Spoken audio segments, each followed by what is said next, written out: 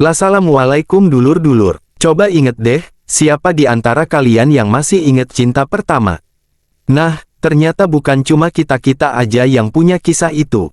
Seorang tokoh besar Jawa Barat, Kang Deddy Mulyadi alias KDM, juga punya, loh. Dan uniknya, nama sang pujaan hati ini bukan artis Korea, bukan juga seleb TikTok. Tapi, Kokom Komariah. Hehe, tenang bro, ini bukan gosip murahan, ini kisah nyata yang lagi rame diperbincangkan.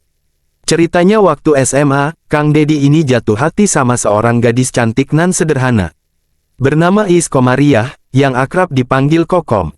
Deddy remaja berusaha nekat, dia tulis surat cinta. Suratnya bukan main-main, bro. Dikasih parfum sampai wangi banget.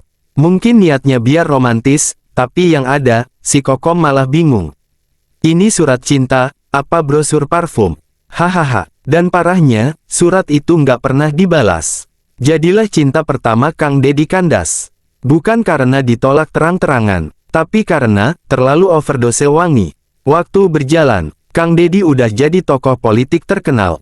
Pernah jadi bupati, jadi anggota DPR, bahkan jadi wakil ketua DPR RI. Sementara Kokom sudah menikah, punya keluarga.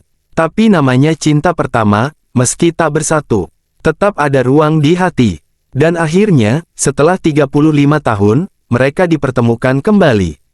Bukan di taman bunga, bukan di kafe romantis, tapi di rumah Kang Deddy sendiri. Pertemuan itu bikin heboh. Netizen langsung rame komentar. Ada yang bilang, wah, cinta pertama memang tak pernah mati.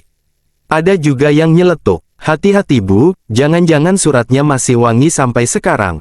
Wah kakak, kita sedikit kenalan, yuk. Nama aslinya Iis Komariah. Ayahnya dulu seorang kontraktor, ibunya seorang guru agama.